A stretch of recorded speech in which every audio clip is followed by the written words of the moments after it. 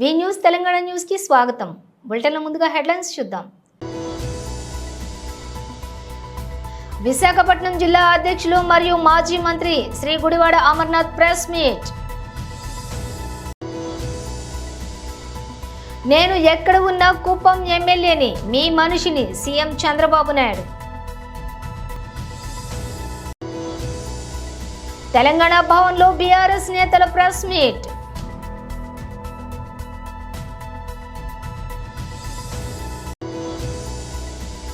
Cherlapally terminal ప్రారంభోత్సవంలో ముఖ్యమంత్రి రేవంత్ రెడ్డి.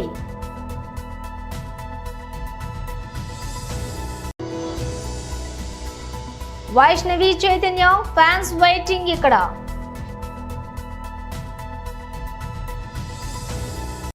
ఇక డీటెయిల్స్ చూస్తే విశాఖపట్నం జిల్లా అధ్యక్షులు మరియు మాజీ మంత్రి శ్రీ గుడివాడ అమర్నాథ్ ప్రెస్ మీట్ నిర్వహించారు. ముఖ్యమంత్రి గారికి సంబంధించినటువంటి కార్యక్రమానికి ఏర్పాట్లు దేశ ప్రధాని మన రాష్ట్రానికి వచ్చినప్పుడు గౌరవంగా చూసుకోవాల్సినటువంటి బాధ్యత ఇవన్నీ ఉన్నప్పటికీ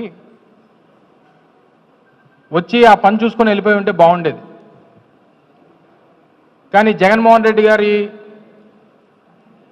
ప్రభుత్వం మీద, గత ప్రభుత్వం మీద, వారి నిర్ణయాల మీద లేనిపోయినటువంటి ఆరోపణలు, రాజకీయ ప్రసంగాలు, రాజకీయ విమర్శలు చేసి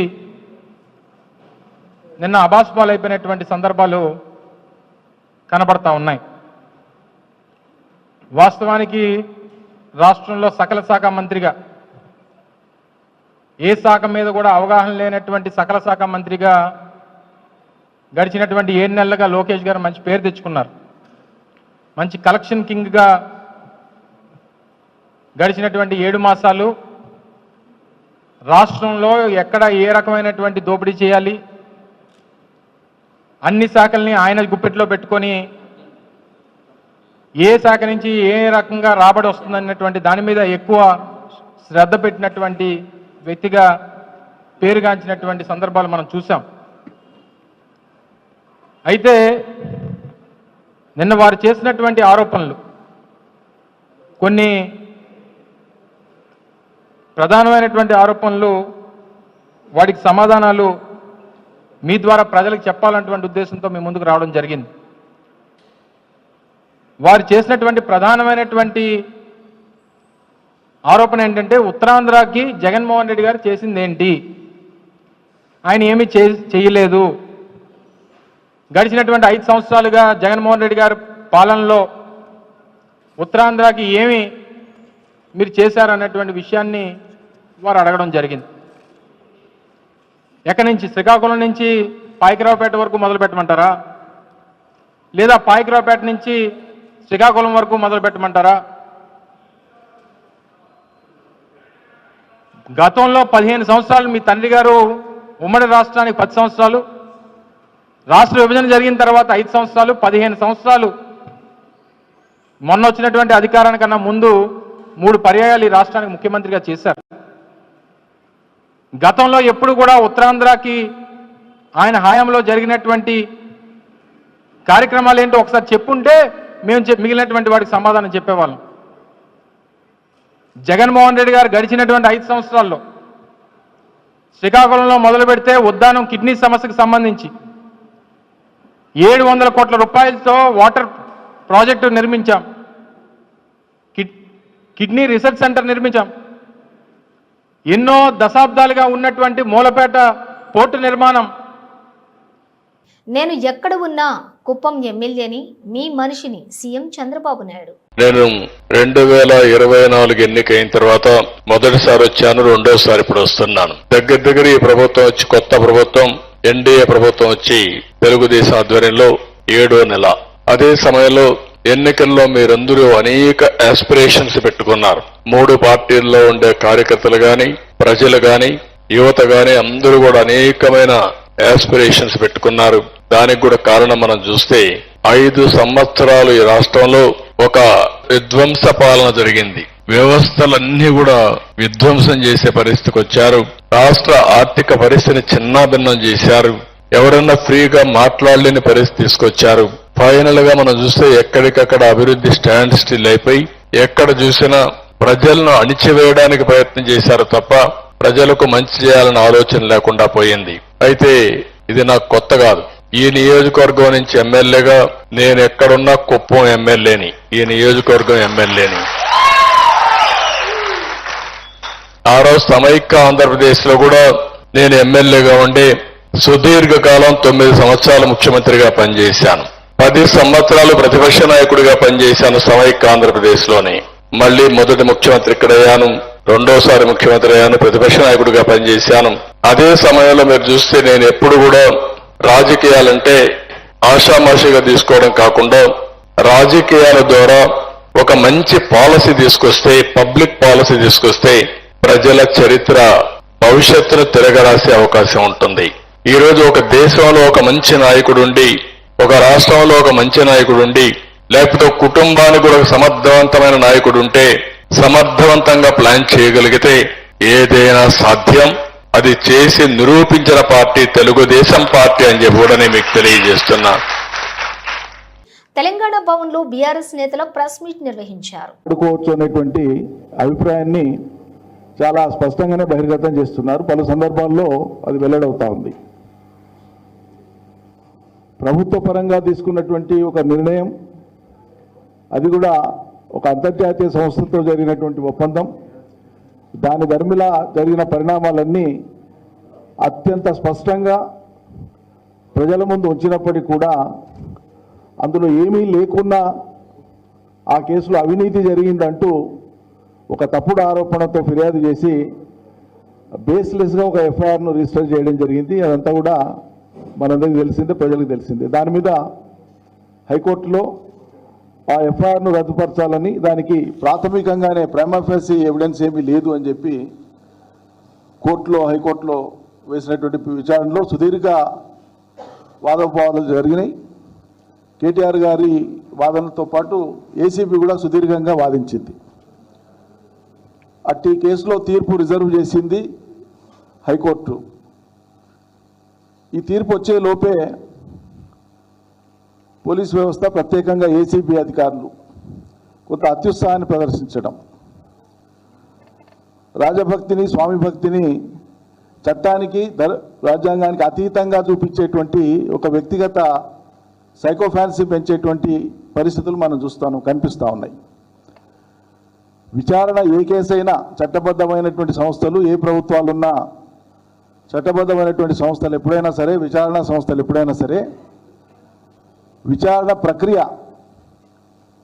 ఫెయిర్ అండ్ అంటే చాలా స్పష్టంగా, క్లియర్గా, ఓపెన్గా విచారణ అనేటువంటిది సక్రమంగా, నిష్పక్షపాతంగా జరపడమే కాకుండా జరుగుతున్నట్లు ప్రజలు భావించేటట్లు చూడడం కూడా ఆ సంస్థల యొక్క బాధ్యత. పలుమార్లు సర్వోన్నత న్యాయస్థానంతో పాటు పలు హైకోర్టులు కూడా స్పష్టం చేసినాయి, మీరు చేసే విచారణ ఫెయిర్ అండ్ అన్బయాస్డే కాకుండా ఫెయిర్గా జరుగుతుందనేటువంటి అభిప్రాయం కూడా ప్రజలకు కలగడం, అది వ్యవస్థల పట్ల నమ్మకం కలిగిస్తుంది. కాబట్టి నమ్మకం కోల్పోయే రీతిలో విచారణ జరగకూడదు అని చెప్పింది. మరి ఒకవైపు హైకోర్టులో తీర్పు రిజర్వ్ అయినటువంటి ధర్మిలా ఏసీబీ వాళ్ళు సుమోటో తమకు తామే తీర్పు వచ్చే వరకు మీ హాజరు అవసరం లేదు, తర్వాత మేము పిలుస్తామని అనవచ్చు. ఏం ముళ్ళైపోతుంది, ఏం కుప్పలు అడగబోతున్నాయి? సరే, పిలిచినారు కాబట్టి, నోటీస్ ఉంది కాబట్టి, చట్టం మీద, రాజ్యాంగం మీద గౌరవం ఉంది, న్యాయ వ్యవస్థ మీద గౌరవం ఉంది కాబట్టి మా వర్కింగ్ ప్రెసిడెంట్ కేటీఆర్ గారు తన న్యాయ సలహాదారులతో పాటు, న్యాయ నిపుణులతో పాటు తను పెట్టుకున్నటువంటి న్యాయవాదులను తీసుకొని ఏసీబీ కార్యాలయానికి వెళ్ళారు. చర్లపల్లి టెర్మినల్ ప్రారంభోత్సవంలో ముఖ్యమంత్రి Revanth Reddy, Babuji, railways minister Ashwini Vaishnav ji Kishan Reddy ji, Pandi Sanjay ji, Jitendra ji, and my colleague Mr. Sridhar Babu, Malkajgiri parliament member पीटर राजेंद्र जी, सबको नमस्कार। प्रधानमंत्री जी नरेंद्र मोदी जी को तेलंगाना जनता की तरफ से मैं धन्यवाद कहना चाहता हूं, क्योंकि बहुत सालों से ये चर्लपल्ली टर्मिनल का काम पेंडिंग पड़ा हुआ था। आज तेलंगाना जनता को ये चर्लपल्ली टर्मिनल स्टेशन बहुत उपयोग होने वाले हैं, क्योंकि ये Hyderabad Telangana state landlocked state है। पोर्ट का कोई फैसिलिटी नहीं है, खाली रेलवे लाइन ही हमारा तेलंगाना तरक्की करने के लिए रेलवे लाइन का बहुत जरूरी है। आज पूरे किए और प्रधानमंत्री जी और तेलंगाना जनता को ये अंकित कर रहा है, तो तेलंगाना के लिए बहुत उपयोग होगा। इसीलिए मैं प्रधानमंत्री जी को धन्यवाद कहना चाहता हूँ तेलंगाना जनता की तरफ से। और दूसरी बात रहा, ये दो छोटे छोटे मुद्दे हैं प्रधानमंत्री जी के ध्यान में रखना चाहता हूँ मैं। इससे पहले हमारे लिए काजीपेटा इंटीग्रेटेड रेलवे कोच फैक्ट्री मंजूर हुआ है। ये रेलवे निगम लिमिटेड को आदेश दिए तो जल्दी से ये काम शुरू होने वाला है। इसका एक प्रधानमंत्री जी का ध्यान पे मैं लाना चाहता हूँ। और दूसरी बात रहा, Hyderabad Telangana state is landlocked state, हमको कोई पोर्ट नहीं है, मगर आंध्र प्रदेश में जो बंदर पोर्ट है हमारे बहुत नजदीक का पोर्ट है। तो डेडिकेटेड ग्रीनफील्ड हाईवे के साथ साथ एक डेडिकेटेड रेलवे लाइन अगर डाले तो वहाँ पर यहाँ पर इंडस्ट्रियल हम ड्राई पोर्ट बना देके यहाँ पर इंडस्ट्रियल पार्क्स डेवलप करने का बहुत अच्छा मौका है। उसमें ऑटोमोबाइल इंडस्ट्री, ऐसे ही तेलंगाना में आपको पता है कि फार्मा इंडस्ट्री बहुत अच्छा है। यहाँ पर इंडिया में 35% of the bulk drugs produced in Hyderabad Telangana state. तो वो डेडिकेटेड रेलवे लाइन आने की वजह से हम लोग ट्रांसपोर्टेशन आसान हो जाएंगे और ऑटोमोबाइल इंडस्ट्री भी तेलंगाना आने के लिए बहुत आसान हो जाएंगे। उसके साथ साथ इलेक्ट्रिक व्हीकल्स का भी मैन्युफैक्चरिंग तेलंगाना में लगाने के लिए बहुत अच्छा है। प्रधानमंत्री जी ने जो 2023 में जो अनाउंस किया था रीजनल रिंग रोड हैदराबाद शहर के ऑल अलाइंग विद हैदराबाद शहर, 370 किलोमीटर रीजनल रिंग रोड अभी बनाने वाले हैं। उसमें से 170 किलोमीटर का प्रधानमंत्री जी अभी टेंडर्स भी बुलवाए, बाकी का जो बाकी है वो भी हमारे प्रधानमंत्री जी वादा किया था आगे वो भी हमारा डेवलपमेंट में जाने वाले। तो उसके साथ साथ में रीजनल रिंग रेल भी बनाने का जरूरी है, क्योंकि ये है तेलंगाना स्टेट अगर ये रीजनल रिंग रोड और रीजनल रिंग रेल बनाए तो 60% of the Telangana will become an urbanised जब हो जाएंगे तब हमारे लिए जो इन्वेस्टमेंट इंडस्ट्रियल डेवलपमेंट के लिए भी बहुत जरूरी होगा। और रीजनल रिंग रेल का भी आप एक मंजूर किए तो तेलंगाना के लिए बहुत अच्छा है। और मेट्रो रेल दिल्ली के बाद हमारे Telangana second longest railway metro rail था, मगर 10 साल से कोई कुछ डेवलपमेंट नहीं हो पाया, इसीलिए हम 9th प्लेस को चला गए। अभी తొలి సినిమాతోనే హిట్ కొట్టాలి, అప్పుడే అవకాశాలు వరుస పెడతాయి. అలా వరుసగా చేసుకుంటూ వెళ్ళిన కొన్ని సినిమాలలో 1, 2 ఫ్లాప్ అయినా పెద్దగా కంగారు పడవలసిన పని లేదు. వాటిని మరిపించే హిట్స్ వెంటనే పడిపోతే సరిపోతుందని హీరోయిన్స్ భావిస్తూ ఉంటారు. అందువల్లనే వరుస సినిమాలను ఒప్పేసుకుంటూ ముందుకు వెళ్తున్నారు. అయితే అందుకు భిన్నంగా వైష్ణవి చైతన్య వ్యవహరించడం అభిమానులను ఆశ్చర్యపరుస్తోంది. బేబీ సినిమాతో వైష్ణవి చైతన్య యూత్ను ఒక ఊపేసింది. వైష్ణవి పాత్రను డిజైన్ చేసిన తీరు, ఆ పాత్రకి ఆమె యాడ్ చేసిన గ్లామర్ నటన ఆ సినిమా విజయంలో కీలకమైన పాత్రను పోషించింది. ఆ సినిమా హిట్ తర్వాత ఇక ఆమె హవా కొనసాగుతుందని అంతా భావించారు. కానీ ఏడాది తర్వాత ఆమె నుంచి ఒకే ఒక్క సినిమా వచ్చింది. ఆ సినిమా పేరే లవ్ మీ. ఈ సినిమా ఆశించిన స్థాయిలో ఆడలేదు. వైష్ణవి గురించి ఎవరూ పెద్దగా మాట్లాడుకోలేదు. వైష్ణవి తాజా చిత్రంగా జాగ్ కొంచెం క్రాక్ రూపొందుతోంది. సిద్ధు జొన్నలగడ్డ జోడీగా ఈ సినిమాలో ఆమె కనిపించింది. బీవీఎస్ఎన్ ప్రసాద్ నిర్మిస్తున్న ఈ సినిమాకి బొమ్మరిల్లు భాస్కర్ దర్శకత్వం వహిస్తున్నాడు. చిత్రీకరణ పరంగా ఈ సినిమా ముగింపు దశకి చేరుకుంది. ఏప్రిల్ 10వ తేదీన ఈ సినిమాను విడుదల చేయనున్నారు. అంటే లవ్ మీ తర్వాత ఏడాదికి ఈ సినిమా వస్తోంది. ఏ రోజుకు ఆ రోజు కొత్త హీరోయిన్స్ ఎంటర్ అవుతుంటారు కనుక వైష్ణవి కాస్త స్పీడ్ పెంచవలసిందేననేది fans talk. Game changer pre release event తిరుగు ప్రయాణంలోని ప్రమాదవశాత్తు మరణించిన 2 అభిమానులకు నిర్మాత దిల్ రాజు 10 లక్షల ఆర్థిక సాయం ప్రకటించారు. శనివారం రాజమహేంద్రవరంలో game changer pre release event జరిగిన సంగతి తెలిసిందే. ఆ వేడుకల్లో పాల్గొని తిరిగి ఇళ్లకు వెళుతున్న క్రమంలో జరిగిన రోడ్డు ప్రమాదంలో కాకినాడ జిల్లా గైగోలుపాడుకు చెందినటువంటి 6వ మణికంఠతో కూడా కాడా చరణ్ మరణించారు. అయితే ఇక ఈ ఘటన గురించి తెలిసిన వెంటనే నిర్మాత దిల్ రాజు మీడియా సమక్షంలో స్పందించారు. ఆయన మాట్లాడుతూ game changer pre release event చాలా ఘనంగా జరిగింది. ఆ విషయంపై మేము సంతోషంగా ఉన్న సమయంలో ఇలా ఇద్దరు అభిమానులు తిరుగు ప్రయాణంలో జరిగిన ప్రమాదంలో చనిపోవటం ఎంతో బాధాకరం. వారి కుటుంబాలకు నేను అండగా ఉంటాను. నా వంతుగా వారి కుటుంబాలకు చెరో 5 లక్షలు ఆర్థిక సహాయాన్ని అందిస్తున్నాను. ఇలాంటి ఘటన జరిగినప్పుడు కుటుంబాల్లో ఎంతో బాధ ఉంటుందో అర్థం చేసుకోగలను. వారికి నా ప్రగాఢ సానుభూతిని వ్యక్తం చేస్తున్నాను అని అన్నారు. ప్రజావాణిలో వచ్చిన ఆర్జీలను పరిశీలించి పరిష్కరించాలని జిల్లా కలెక్టర్ ఆశీష్ సాంగ్వాన్ అన్నారు. సోమవారం కలెక్టరేట్ సమావేశ మందిరంలో ప్రజావాణి కార్యక్రమాన్ని నిర్వహించారు. ఈ సందర్భంగా కలెక్టర్ మాట్లాడుతూ పలు సమస్యలపై జిల్లాలోని ప్రజలు సమర్పించినటువంటి ఆర్జీలను పరిశీలించి వాటిపై చర్యలు చేపట్టాలని తెలిపారు. భూ సమస్యలు, రైతు భరోసా, పెన్షన్లు, ఇతర సమస్యలపై ఆర్జీలను సమర్పించారు. ఈ రోజు 96 దరఖాస్తులు రావటం జరిగిందని తెలిపారు.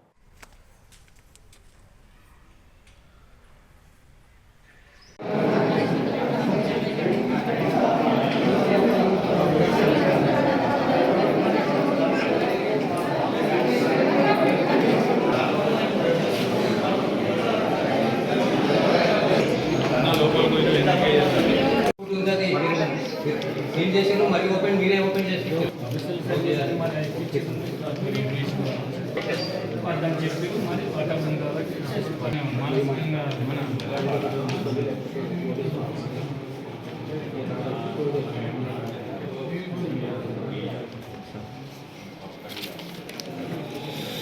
జనార్దన్ రెడ్డి 2 చెరువు, ఒక చెరువు 2 జనార్దన్ రెడ్డి మధ్యలోకి వచ్చిన మళ్ళీ అడుగుతుంది చదువుకుంటారు కూడా చేయించండి. మీ పేరు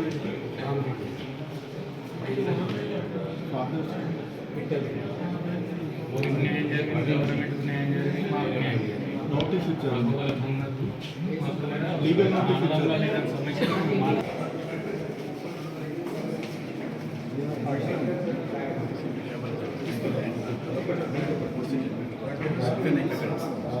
సమస్య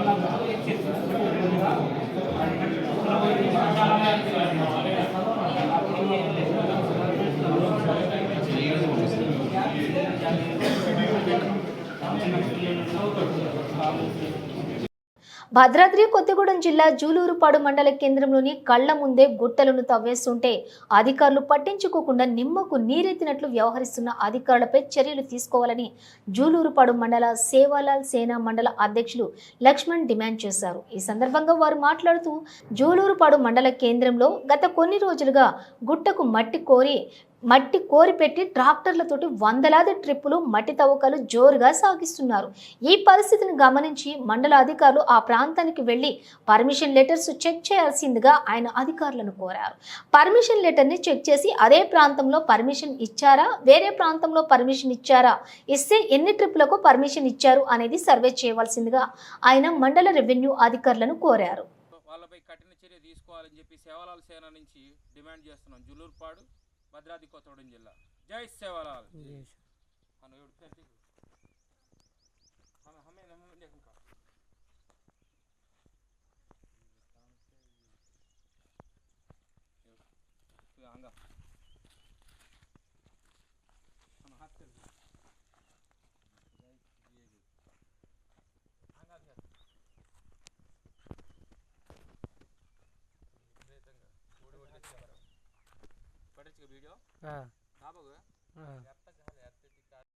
బులెటిన్ ముగించే ముందు హెడ్లైన్స్ మరోసారి.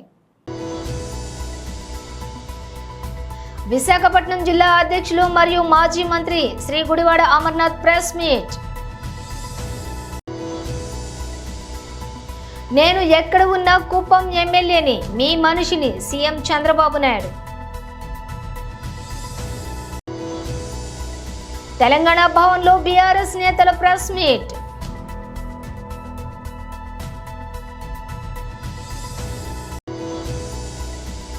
చెర్లపల్లి టెర్మినల్ ప్రారంభోత్సవంలో ముఖ్యమంత్రి రేవంత్ రెడ్డి.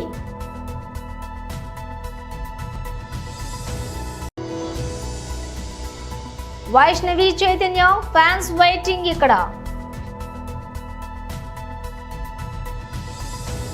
ఇవి బులెటిన్ విశేషాలు. మరో బులెటిన్తో మళ్ళీ కలుద్దాం.